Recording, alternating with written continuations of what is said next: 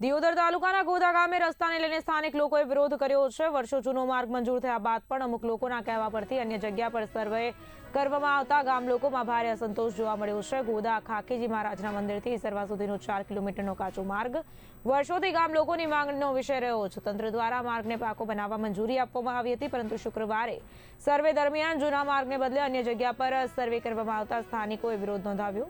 ગામ લોકોએ જણાવ્યું કે ખાખીજી મહારાજના મંદિરથી ઈસરવા સુધીનો માર્ગ સીધો છે અને આ માર્ગ પર અનેક લોકો વસવાટ કરે છે। આ માર્ગ પર અવરજવર પણ વધારે રહે છે, તેથી સરકાર દ્વારા જૂના માર્ગનું સર્વે કરી પાકો માર્ગ બનાવવો જોઈએ। સ્થાનિક લોકોએ આક્ષેપ કર્યો કે જો તેમની રજૂઆતને તંત્ર દ્વારા સાંભળવામાં નહીં આવે તો તેઓ ચૂંટણી બહિષ્કારની ચીમકી આપશે।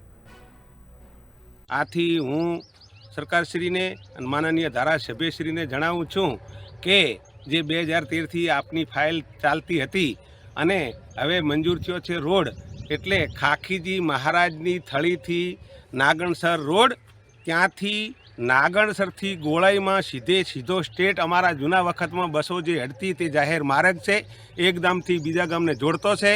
આશ્રમ શાળા છે, 2-3 આશ્રમો છે, એક શાળા છે અને અહીંથી આ માર્ગ ઉપર 200થી 300 ઘર વસેલા છે। અને જે અત્યારે હાલ નવું બીજું સર્વે થયું છે તે જોબ નંબરના ટુકડા પાડીને અલગ જે નાળીઓ હતું એ કોઈ કામનું નથી, એ જાહેર માર્ગ નથી। આ જાહેર માર્ગ છે, સીધો ઈસરવા જાય છે, આશ્રમ શાળાએ જાય છે અને સીધો ત્યાં તેરવાડાના માર્ગને મળે છે। એટલે અમારી સરકારશ્રીને નમ્ર વિનંતી કે પેલો નકશો જે પાડેલ છે તે કદાચ સર્વે કર્યો હોય તો એ ફેલ કરી અને આ નવેસરથી નાગણસરથી આ રોડે સર્વે કરવું એવી અમારી માગણી છે। અસ્તુ। આથી સરકારશ્રીને અમે 13 વર્ષ અગાઉ ફાઇલ આપેલી હતી, તેનો જોબ નંબર પડ્યો હતો। ત્યારબાદ તેઓએ ખાખી મહારાજની થળેથી ઈસરવાનું સર્વે કરવાનું હતું અને તેઓએ ખોટું સર્વે કર્યું છે।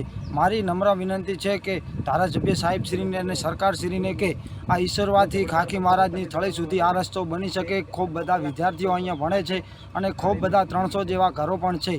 આ માગ અમારી પૂરી નહીં કરવામાં આવે તો આગામી ચૂંટણીની અંદર બહિષ્કાર કરવામાં આવશે।